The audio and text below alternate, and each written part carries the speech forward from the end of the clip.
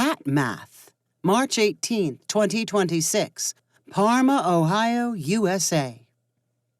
Even before the Guerrero family unpacked their moving van, the two children made friends with the next-door neighbors. The main attraction at the neighbor's house was a cat with 4 kittens. The young Guerreros, Michael, age 7, and Sophia, age 5, loved to watch the kittens stumble around and meow for their mother. "They're so cute," Michael told his parents. "They run into each other and look like they're wrestling. And their heads and eyes look so big for their bodies," Sophia added. "They all have the same colored hair, black with orange and white patches." "Tortoiseshell, that's what the neighbors call it," Michael said, talking over his sister. "Maybe they'll give us a kitten when they get older." Their father, Sylvester Guerrero, perked up when he heard his son's idea of accepting a kitten donation. Sylvester had arrived as a new homeowner on the outskirts of Cleveland with 0 cats, and he had no plans to increase that number. The house was 70 years old and not very big, but for Sylvester, it was the realization of a 10-year dream. It was the first place he had ever lived without shared walls or neighbors above or below him. The house's floors and baseboards still needed some attention, but Sylvester was proud to do it himself, and he did not want some cat arriving and messing up his work. "We already have a flap in the door so a cat can go outside," Michael reminded his family. Sylvester knew all about the little flap in the back door because he worried it let all the warm air out of the house's interior. "Let's not plan on a cat or a dog or any kind of animal yet," he said to his wife and kids. "Maybe after we live in the house for a while."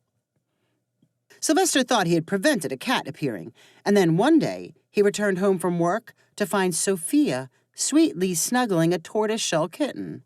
"My turn to hold her," Michael whined to his sister. Then he turned to his dad to excitedly explain, "The neighbors gave us a kitten." Sylvester frowned and said sarcastically, "Great. How generous of them. Where's your mother?" After stomping upstairs to find his wife, Sylvia, Sylvester immediately said to her, "How could you let them bring that cat home?" Sylvia dropped her head and said, "I tried to say no, but they were so happy. When I saw their faces, I couldn't stop them. You'll have to do it." "Me? Why do I have to do the hard things?" "Because my heart is too soft." Sylvester groaned and then stomped back downstairs, determined to be tough. He watched his 2 kids laugh as they dangled a piece of string over the kitten's head. She swatted at it with her paws and then adorably tumbled backwards. "She's so funny. We love her so much," Michael said to his dad with an angelic giggle. Sylvester never got out a word.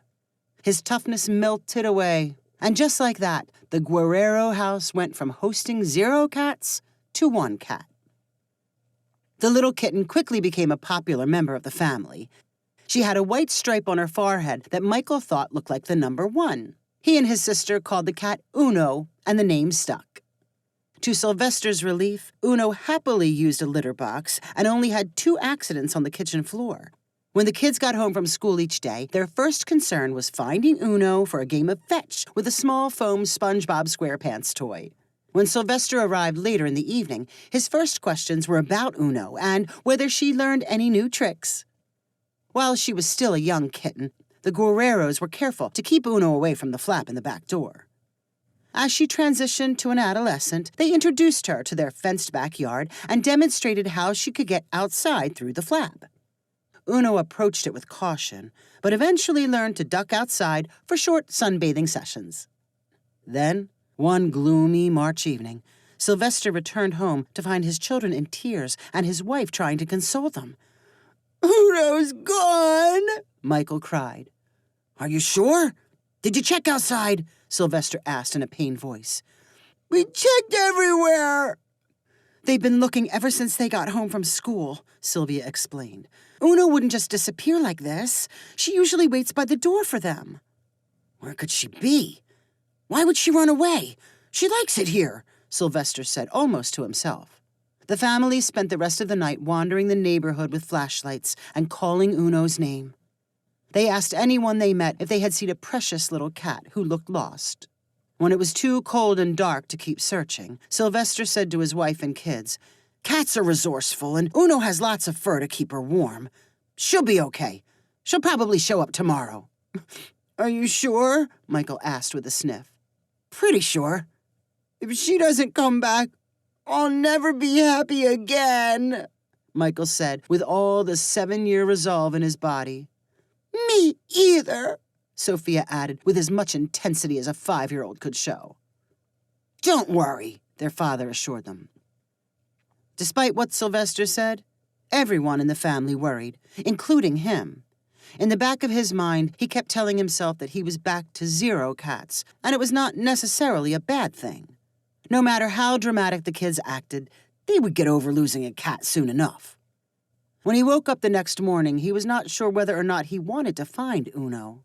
When his wife said there was still no sign of the cat, Sylvester told her they might need to prepare for life without Uno. Of course, he did not mention anything like that to the kids, who moped around and claimed they were too sad to go to school. After spending most of his day conflicted over Uno, as Sylvester walked home from work, he spotted a tortoiseshell cat on the sidewalk in front of him. It was about the same size as Uno and did not run away as he got closer. "Uno?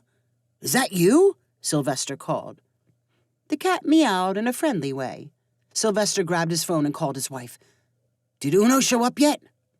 "No. The kids looked around after school. They're still upset. Why are you asking?"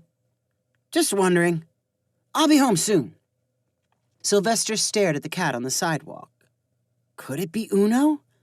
Did he want it to be Uno?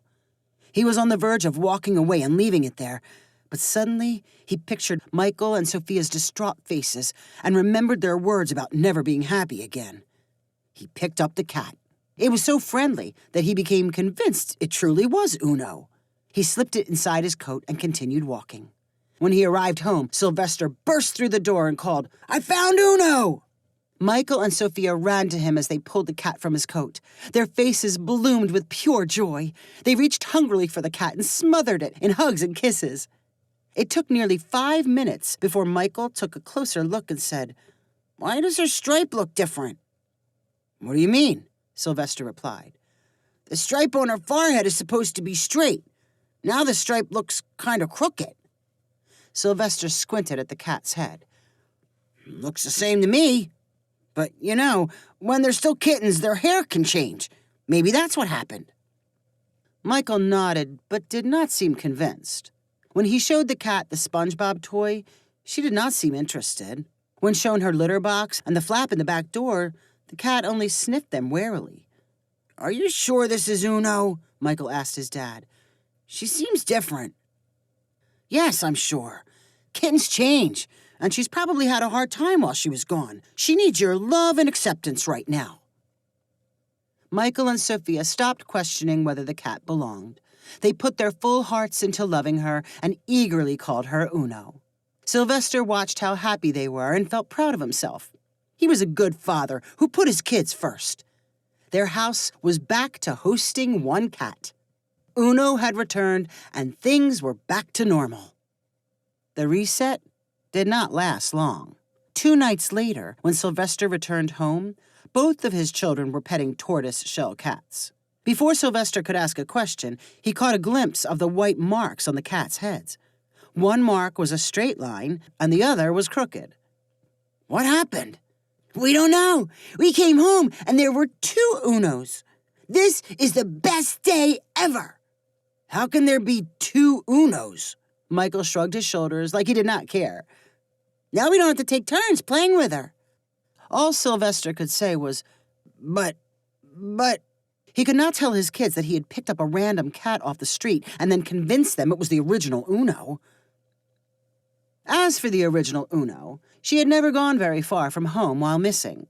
She spent a lot of time in an adjoining yard after finding a hole in the fence. She had even returned to the house several times through the flap without being seen. Then she decided she had spent enough time adventuring and was ready to be pampered again. Sylvester looked at both of his smiling kids.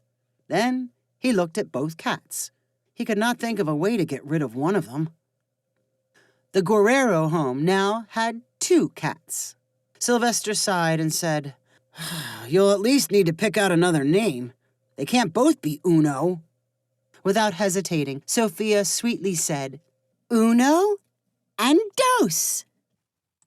If you enjoyed this story, please rank it on the website 500ironicstories.com.